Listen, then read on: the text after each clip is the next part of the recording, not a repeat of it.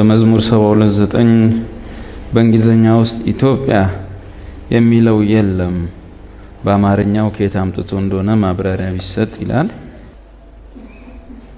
አንዳንድ ቨርሽኖች ኢትዮጵያን አሁን ደግሞ እንዳነበብነው በረሃኞች፣ ዘላኖች ኢትዮጵያን የሚል አለ። ደሞስ ሱዳኒዝም ሱዳኖች ይሰግዳሉ ወዘተ የሚል አለ። ችግር የለም። ኢትዮጵያ የሚለውንም ብንተረጉመው እንኳን ኢትዮጵያ የሚለው ቃል አሁን ላለችው ኢትዮጵያ መጽሐፍ ቅዱስ እንደማይጠቀም ማወቅም ጥሩ ነው። አሁን ላለችው ኢትዮጵያ መጽሐፍ ቅዱስ ኢትዮጵያ እጆቿን ዘረጋለች፣ ኢትዮጵያዊ መልኩን ነብር ዝንጉርጉርነቱን ሊቀይር አይችልም እና የሚለው ሁሉ አሁን ላለችው እንዲህ ጀበና ቅርጽ የምትመስለው ኢትዮጵያ ልቻል ለሷ ብቻ እንዳይደለ ማወቅ ጥሩ ነው። ለምሳሌ ኤርሚያስ ኢትዮጵያዊ መልኩን ነብር ዝንጉርጉርነቱን ሊቀይር አይችልም ሲል በኤርሚያስ ዘመን ትግራይ ክፍለ ሀገርን፣ ጎንደርን፣ ጎጃምን፣ ወሎን፣ በዚህ በኩል ሸዋን፣ ሐረርጌን፣ በዚህ ወለጋን በታች በኩል እንዲያረገ ያለው እንዲህ ሹላ ኢትዮጵያ በኤርሚያስ ዘመን ማለት ከክርስቶስ ልደት 600 ዓመት በፊት ያሁኗ ጀበና ቅርጽ ኢትዮጵያ ነበረች ወይ? ያሁኗ ጀበና ቅርጽ ወደ ታችኛው ሄደ ኦጋዴን ላይ ያሰመሩት ነገስታቶች ናቸው። የቅርብ ነገስታት ምናልባት የኦጋዴኑን ኃይለ ሥላሴ ይመስሉኛል። አንዳንዱን እነ ምኒልክ ያሰመሩታል። ያሁኗ ኢትዮጵያ ቅርጿን ይዛ የጨረሰችው በቅርብ ጊዜ። ኢትዮጵያ የሚለው ቃል እዚህ ምስራቅ አፍሪካ ላይ ላለችው ኢትዮጵያ ብቻ እንዳይደለ ማወቅ ጥሩ። ኢትዮጵያ የሚለው ቃል የግሪክ ቃል ነው። ኢትዮጲስ የሚለው ነው። ለመጀመሪያ ጊዜ ቃሉን የተጠቀመው ሄሮዶትስ የሚባል የታሪክ ጸሐፊ። ሄሮዶትስ የግሪክ ታሪክ ጸሐፊ ነው እና ይሄ ሰው የሚያውቀው የአካባቢውን ሰው ሲያይ ፈረንጅ ነው። ሰው ሲያይ እሱ ፈረንጅ ነው። በኋላ ወሬዎችም አሉ። ታሪክ አጥኚ ነው። ሰሜን አፍሪካን ጫፍ ትንሽ አልፎ ወደ መሀል አፍሪካ ሲመጣ የሰሜን አፍሪካን ጫፍ አልፎ ወደ መሀል ሲመጣ ጥቁር ሰዎች ናቸው። በእግራቸው ቆመው ይሄዳሉ። ማህበረሰብ አላቸው፣ ንጉስ አላቸው ምናምን እንትና ግን ጥቁር ናቸው። ከዛ ያንን ህዝብ በሙሉ ልበበሉ ያን ጊዜ ያሁኑ አይነት የአፍሪካ አገሮች ካርታ የለም። በየሰፈሩ ጎሳ ትንንሽ ንጉሶች፣ ጎሳ የጎሳ ነገስቶች ባዕድ አምልኮ ምናምን አጋንንት ማምለክ ምናልባት ልጆቻቸውን መሰዋት ምናልባት ወይም የሆነ የባዕድ እምነት ውስጥ ያለ የጎሳ ማዕት ግን ጥቁር ነው። ናይጄሪያ የሚባል የለም፣ ጋና የሚባል የለም። ሴንትራል አፍሪካ ያሁኑ ቻድ፣ ሊቢያ፣ ግብጽ ምንድነው እሱ የሚባል እንዲህ እንዳሁኑ አይነት ቅርጽ ይዞ ከቅኝ ግዛት በኋላ የመጣ ቅርጽ ይዞ ያለ የለም። በቃ ጎሳ ነው። አንዱ ጎሳ ስጣል ሌላ ጎሳና ንጉስ ታገኛለህ። እሱን ስጣል ሌላ ጎሳና ንጉስ እና በሙሉ ግን ጥቁር ነው። ከሰሜን አፍሪካ ቀጥሎ ያለው ህዝብ ጥቁር ነው። ከዛ ሄሮዶትስ ኢትዮጲስ ብሎ ስም አወጣላቸው። የኢትዮጲስ ህዝብ ብሎ አላቸው። ስለዚህ በሄሮዶትስና በግሪክ ነዋሪዎች ዘንድ ኢትዮጲስ ማለት የግሪክ ቋንቋ ነው። ሲተረጎም ምንድን ይያለው ፀሐይ ያጠቆረው ፊት ማለት ነው። ሰም በርንድ ፌስ ነው ማለት ነው። እና ኢትዮጲስ ፀሐይ ያጠቆረው ፊት ሰው ናቸው፣ ግን ፀሐይ ያጥቁሯቸዋል። ስለዚህ ኢትዮጲስ የሚለው በግሪክ ቋንቋ ለአሁኗ ጀበና ቅርጽ ላላት የኛ 14 ነው ምናምን ክልል ነው ክፍለ ሀገር ሳይሆን ከሰሜን አፍሪካ ቀጥሎ ያለው ማንኛውም ጥቁር ህዝብ ከለሩ ጥቁር ከሆነ በግሪክ ቋንቋ ኢትዮጵያ ይባላል። በሙሉ ማንኛውም መጽሐፍ ቅዱስ ውስጥ ኢትዮጵያ ሲል በቀደም ኦጋዴን ላይ ማርክ የተደረገላት በዚህ በኩል በጋምቤላ ጫፍ ላይ በቀደም ማርክ የተደረገለትን ካርታ ሳይሆን ይሄ በቅርብ ጊዜ ነው። መጽሐፍ ቅዱስ ተጽፎ እንኳን ካለቀ 2000 ዓመቱ የዛሬ 2000 ዓመት የአሁኑ አይነት ኢትዮጵያ የለችም። ይሄን ማወቅ ጥሩ። ዘመነ መሳፍንት እንኳን ያለቀው በቀደም ነው። በአፄ ቴዎድሮስ ጊዜ ነው ዘመነ መሳፍንት ያለ። ከዛ ፊት ራሱ እንዳሁኑ የለም። መሳፍንት በየትግሬ መስፍሌ ላይ ምናምን መሳፍንት። አንዳንድ መራር ሀቆችን መጋፈጥ ጥሩ ነው። ያለዚያ መጽሐፍ ቅዱስ አይገባንም። ደረቅ ነው ምንነው፣ ችክ ነው ምንነው። እውነቱ ያ ነው። ዘመነ መሳፍንት ያበቃው በቀደም ነው በአፄ ቴዎድሮስ ጊዜ። ያ ማለት ሁሉም በየሰፈሩ ንጉስ የነበረበት ጊዜ ማለት። ከዛ ነው ንጉሰ ነገስት የሚለው ነገር የመጣው። አንድ ንጉስ ማከል ላይ ሆኖ ነገስታቶቹን ማስገበር የጀመረው ከምኒልክ በኋላ ነው። ታሪክ በቃ ይሄን ትናነል። ኢትዮጵያ የሚለውን ማጥበብ ጥሩ አይደለም። ኢትዮጵያ የሚለው ለመላው ጥቁር ህዝብ ነው። ለምሳሌ አንድ ጋናዊ ከቀኝ ግዛት በኋላ ጋና ተብሎ ስም ይወጣለት ጋናዊ ግን በግሪክ ቋንቋ ግሪክ ሀገር ቢሄድ ምናዊ ነው? አቤት ኢትዮጵያዊ። አንድ የግሪክ ሰው ጋናዊ ሲያይ ምን መጣ ይላል? ኢትዮጵያዊ መጣ። ይሄ ግሪክ ሰው ማን? ይሄ ጋናዊ እኔ ኢትዮጵያ አይደለም ጋናዊ ነኝ ቢልስ? ኧረ እባክህ እያየነ ምን ማለት ነው? ኢትዮጵያ ማለት ጥቁር ቆዳ ማለት ያየነ ደግሞ ከመቼ ጀምሮ ነው አይደለም የምትለው? ስለዚህ ኢትዮጵያ የሚለው ቃል ማናቸውም ጥቁር ማናቸውም የቆዳ ቀለሙ ነጭ ያልሆነ ጥቁር ህዝብን ይወክላል። ለምሳሌ አንድ ፈረንጅ የሚመስል ቆዳው ነጭ ምኑ ነጭ ሙሉ ነገሩ ነጭ ኢትዮጵያዊ ቢኖር ሄዶ ግሪክ ሀገር እኔ ኢትዮጵያዊ ነኝ ቢል አትቀልር ነው የሚሉት። ዘሮ ልባካ አንተም ብሎ ኢትዮጵያ አይደል? ይሄው አገሬ የተወለድኩበት እናቴ አባቴ ኢትዮጵያ አይደል? አንተን አይመለከትም። ጥቅሱ የሚመለከተው ጥቁር ሰዎች። ለዚህ ኢትዮጵያ የሚለው የመጽሐፍ ቅዱስ ስያሜ የአሁኗ ኢትዮጵያ ከመስረቷ መጽሐፍ ቅዱስ እንኳን ተጽፎ ካለቀው 2000 ዓመቱ ነው። ከዛ ደግሞ ዳዊትን ብንወስድ ዳዊት የዛሬ 3000 ድፍን ዓመት ከክርስቶስ ልደት 1000 ዓመት ቀድሞ የነበረ ሰው፣ ኤርሚያስ 600 ላይ የነበረ ሰው።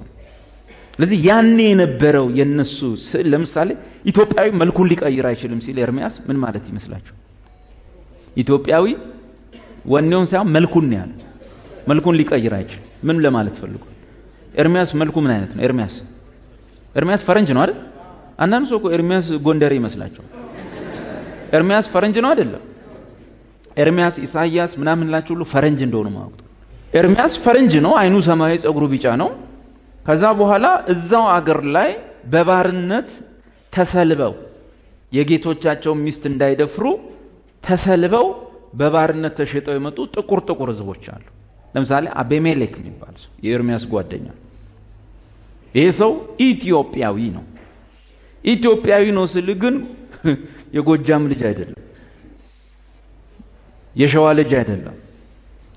ለዚህ መገመት ይቻላል ኑቢያ ላይ ወይም ደቡብ ግብጽ ላይ በመርኮ በተለያየ ነገር የሚሸጥ ጥቁር ሰዎች ወይም አፍሪካውያን በዚህኛው ዘመን ቋንቋ በመጽሐፍ ቅዱስ ቋንቋ አፍሪካ የሚል የለም፣ ኢትዮጵያ ነው። ዘሆል አፍሪካ ኢትዮጵያ ሄደ ነው እና እነዛን ያያል ኤርሚያስ ያያል ጥቋቁር ሰዎችን። ስለዚህ ምን አለ? ኢትዮጵያዊ መልኩን ነብር ዝንጉርጉርነቱን ሊቀይር አይችልም አለ። ይሄን አምጥታ አሁን ለዚህ ለ14ቱ ክልሎች ብቻ ከወሰድከው በኤርሚያስ ዘመን 14ቱ ክልል እንደሌለ ማወቅ ጥሩ ነው። በኤርሚያስ ዘመን 14ቱ ክልል አይደለም ያሁኑ ድንበር ያለው ኢትዮጵያ ሀገር እንደሌለ ማወቅ ጥሩ ነው። በኤርሚያስ ዘመን የለም። ዘሆል የሰሜን አፍሪካ ጫፍ ስታልፍ ያለ ጥቁር ሁሉ ኢትዮጵያ ዘሆል ኢትዮጵያ ነው እና ጥቁር ሰው መልኩን ሊቀይር አይችልም ማለት ነው። ኢትዮጵያዊ መልኩ በጣም በሚያሳዝን መልኩ ፕሮቴስታንቱ ዓለም ራሱ የእግዚአብሔርን ነገር ወደዚህኛው ካርታ ለመሰብሰብ ሲጨነቃ ያለው ወደ አሁኗ ኢትዮጵያ ካርታ ለመሰብሰብ አዳም ኢትዮጵያዊ ነበር ተባለ። ጎጃም ክፍለ ሀገር አባይ ወንዝ አካባቢ ነበር አሉ። ግዕዝ ያወራ ነበር አሉ።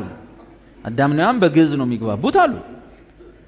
እንዴትም ብሎ የእግዚአብሔርን ነገር ወደዚህ ምስራቅ አፍሪካ ቀንድ ላይ ወዳለው ህዝብ የማምጣት ነገር መጽሐፍ ቅዱሱ ሰፊ ነው።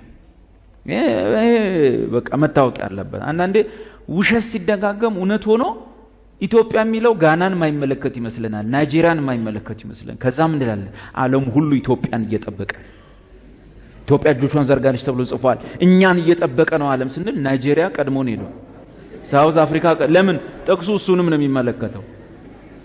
እሱ ቀድሞን ሄዷል። ላንደርስበት ተለያይተናል። ምን ነው ሲባል ጥቅሱ የነሱም ነው። እቺን የምታክል የመጽሐፍ ቅዱስ ዕውቀት ፓስተሮቻችን እጁስ ባትኖርም መጽሐፍ ቅዱስን የሚያውቁት የአፍሪካ መሪዎች ለምሳሌ እነ ኳሜ ንክሩማ በጣም ጎበዝ ክርስቲያኖች ናቸው።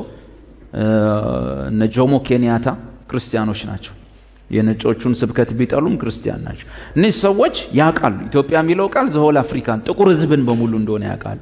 በኤርምያስ ዘመን ኢትዮጵያ የሚባል አገርም ካርታም እንደሌለ ያውቃሉ። ዘሆል ጥቁር ህዝብ ኢትዮጵያ የሚለው የመጽሐፍ ቅዱስ ስያሜ ይወክለዋልና ነግሬያቸዋለሁ እኮ አፍሪካ አንድነት ድርጅት ይድሮ አሁን አፍሪካ ህብረት ተብሎ ሌላ ህንጻ አለ። አፍሪካ አንድነት ድርጅት ወረድ ብላችሁ ወደ ከ4 ኪሎ ወደ መስቀል አዳራሽ ስትወርዱ እዛ ጋር ያለው ዋናው ኃይለ ሥላሴ ያቋቋሙት እዛ ውስጥ ኳሜ ንክሩማ ነው ያጻፈው ያንን ጥቅስ።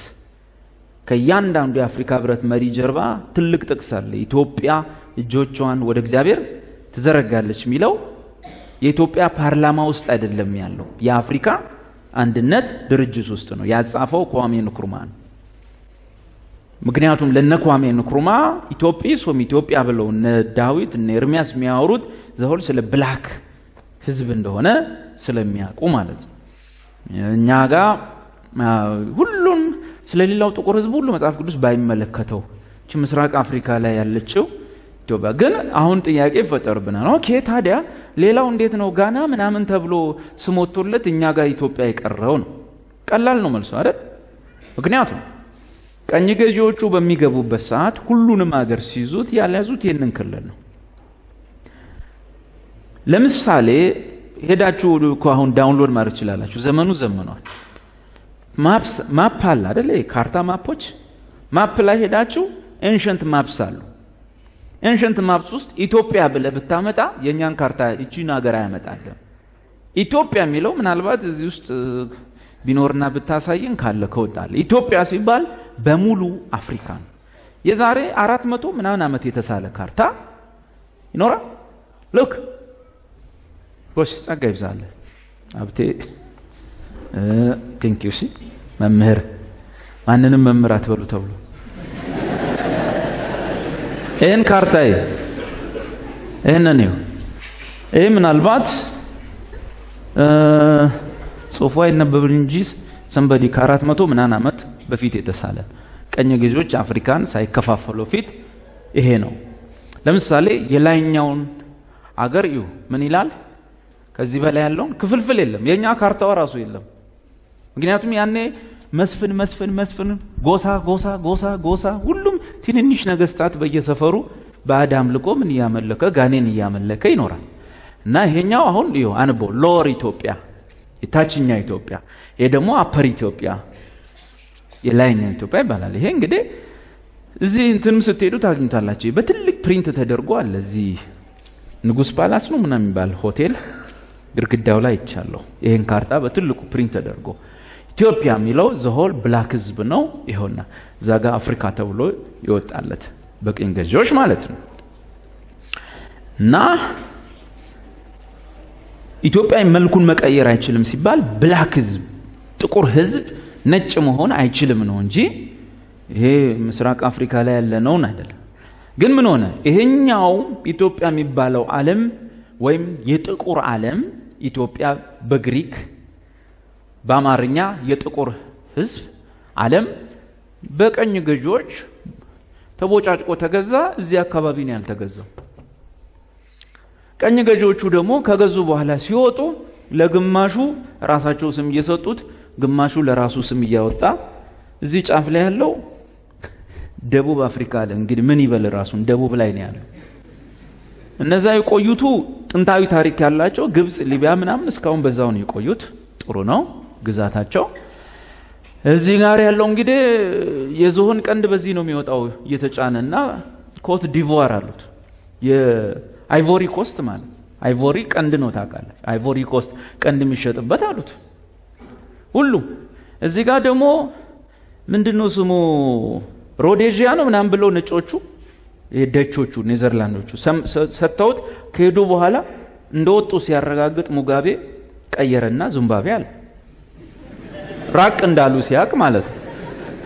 እዚህም ጋር የሆነ ስም እየሰጡ ሲሄዱ እነ ጆሞ ኬንያታ ወደ ራሳቸው ቀየሩ። ኬንያ ወይም የኛ የራሳችን የሚል ስም አወጡ። ከኦሮምኛው ኬኛ ጋር ይመሳሰላል አወጡለት።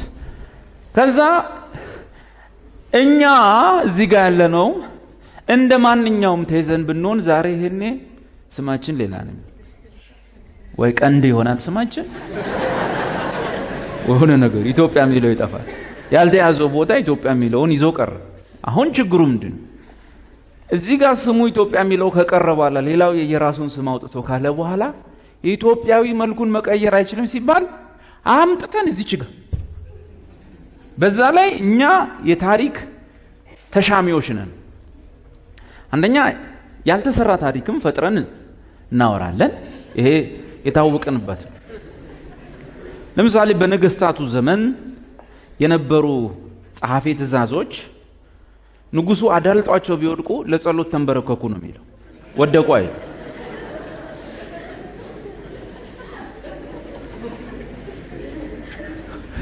የንጉሱን መልካም ነገር ብቻ ነው የሚጽፈው፣ ሌላ ነገር አይጽፍ።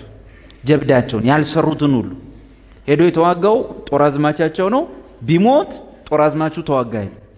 ንጉሳችን ድል አድርገው ሲገቡ ድል እኮ ለማድረግ መዋጋት ይጠይቃል።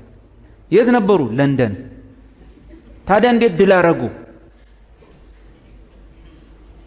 አየ ግርማዊነታቸው ድል አድርገው ሲገቡ ጠላትን አሸንፈው ሲገቡ ምናምን ብሎ የሚጽፍል። እዚህ እኮ የሚያልቀው የሚዋጋው ሌላ ነው። እንደዚህ የታሪክ ጭማሪዎችና የታሪክ ንጥቂያዎች አሉ። ከታሪክ ንጥቂያዎች ውስጥ አብዛኛው ደግሞ ያለው በሃይማኖቱ ቤት ውስጥ በሃይማኖቱ ቤት ውስጥ እግዚአብሔራዊ ታሪኮችን ሁሉ ኢትዮጵያዊ የማድረግ ሙከራ አለ። እግዚአብሔራዊ ታሪኮችን የክርስትናውን ዓለም ታሪኮች ኢትዮጵያዊ የማድረግ ሙከራ ከአዳም ጀመረ አልኳችሁ፣ ተጽፏል። አዳም ኢትዮጵያዊ እንደነበር፣ ግዕዝ ቋንቋ እንደሚያወራ በመሬት እኮ አይበቃንም፣ ላይ እንሄዳለን። መላእክት ራሱ የሚያወሩት በግዕዝ ነው ምን እነ ገብርኤልም በግዕዝ ነው የሚያወሩት ብሎ ያምናል። 40 ሚሊዮን ነው 50 ሚሊዮን ኢትዮጵያ ያምናል የመላእክት ቋንቋ ነው ብሎ ያምናል። እና እነ ገብርኤልና ሚካኤል ሲያወሩ እና ኩተክ እግዚኦን ሲባክ እያሉ ማለት ነው። ይታይ እያሉ ማለት ይሄ አለ። ሲገፋ ነግራቸዋለሁ። ወንድሜ አንድ መጽሐፍ አምጥቶ አስቀምጦልኝ ሄደ።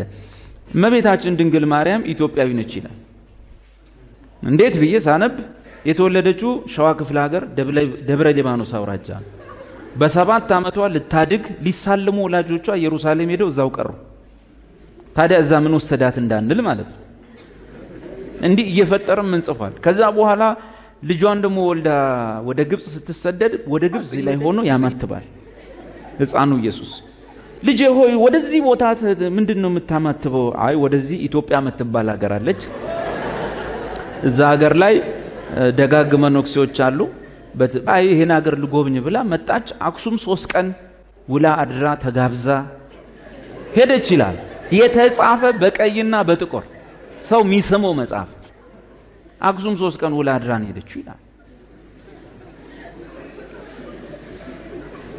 ይሄ ምንድነው ሲባል ታሪክ ከመፍጠር ያልተሰራ ታሪክ ከመፍጠር ባሻገር የመቀማት ኢትዮጵያዊ የማድረግ እግዚአብሔራዊ ታሪኮችን ኢትዮጵያዊ ማድረግ በሽታ ነበረብን። ምንም አይካድም። እኔ ትንሽ የከፋኝ ደብረ ሊባኖስ መታ ቤተሰቦቿን ሳትጠይቅ መሄዷ ነው።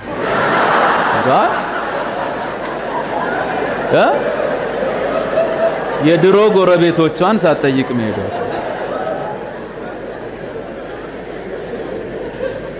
በፍርድ ቀን ሰው ምን እንደሚመልስ አላውቅም። ከዛ ባለፈ ይገፋልሃል። በቃ ኢትዮጵያዊ ማድረግ። በኋላ ልጇ ተሰቀለ። በሰቀሉት ጊዜ ኡራኤል የሚባል መልአክ መጣ። እኔ ኡራኤል የሚባል መልአክ መጽሐፍ ቅዱስ ውስጥ አላየሁም። ካለ እሰየው። መጣ፣ የጌታን ደም ከጎኑ ላይ ቀዳ፣ በጽዋ ቀዳ። ጌታ ሆይ የት ልርጨው አለ። በዓለም ላይ ሁሉ ርጭ፣ መጀመሪያ ግን ኢትዮጵያ የምትባል ሀገር መስቀል ላይ ሆኖ ነው የሚያወራው። ቆል ነግራችሁ እኮ ነው። ትግራይ ክፍለ ሀገር ናግራን አውራጃ ላይ ሄደ እርጭ መጀመሪያ። ምክንያቱም ከዛ አውራጃ ደግ ባህታውያን ይወጣሉና። መልአኩ ብር ብሎ መጥቶ ትግራይ ክፍለ ሀገር ናግራን አውራጃ መጀመሪያ ረጭ። ኦኬ። ዝም ብዬ ሳስብ እንዴት ሆነ ብዬ ሳስብ ይሄን ታሪክ የጻፈው ሰውዬ የትግራይ ልጅ ነው። ገብቷል? ከዛ ሸዋ ይቀጥላል። ረረረ ከትግራይማ ሸዋ ይበልጣል። እንዴት? የኛን ደሞ ልንገር። ነበሩ ከሌ ስም አልጠራም አለ። ከዛስ በኋላ በረው 6 ክንፍ አውጥተው ሄደው ስላሴ ፊት ስላሴ ላይ ዕጣናት ነው። ክብር ለአንተ ክብር ለወልድ ክብር ብለው በረው ስላሴ ፊት አጥኖትና የኛ ይበልጣል። አይ ምን ይማርግ ነው? ዝም ስንባል ታሪክ ከመቀማት ከመፍጠር ምናምን አልፎ የላይኛውን እዚህ ሰፈር እስከ ማምጣት ደርሰን። ለዚህ እቺ ሀገር ምህረት ያገኘችው በቅርቡ ነው። ክርስቲያን ሲበዛ ወንጌል ሲሰፋ እንጂ በሃይማኖት የተፈጸመ የወንጌል ጥፋት በጣም ብዙ ነው። አሁን ማልነግራችሁ ለጆሮ የሚቀፉ ብዙ ነገሮች ተጽፈው ይሳማሉ። ለዚህ መድረክ ስለማይመጥኑ እነሱ ያወሩትና ያስተማሩት ሰዎች ለነሱ ለአባቶቻችን ኃጢአት ምህረት መለመን እንጂ አማርኛቸውን መድገም አያስፈልግም። ጸያፍ ቃላት በጌታ በኢየሱስ ደም ላይ ጽፈዋል። መጽሐፉን ከጠቆምክ ይበቃል። ገድለ ተክለ ሃይማኖት፣ ገድለ መርቆሪዎስ የድፍረት ንግግር የፈጠረው መርቆሪዎስ ነው የሚል ማንም ሊቀርበው የማይችል አንድያ ልጁ ብቻ በቅፎ የተቀመጠው አብ ጋር ክንፍ አውጥቶ በሮ ሄዶ ኢትዮጵያ ዕጣን ስላሴ ላይ ስታጠን ይታይ። እግዚአብሔር መንፈስ ነው። ሄደ ፊቱ ላይ እንዲምታረግለት አይደለም። እግዚአብሔር መንፈስ ነው። የጫካ ዕጣን አይታጠን። ልጁን አሽቶ ረክቶ ጨርሷል። ከዚህ በኋላ ምን ምታጠነው ነገር ስለዚህ ይመስላል። ዘመን መጣ፣ ድንቁርና ተገፈፈ። እግዚአብሔር ይመስገን።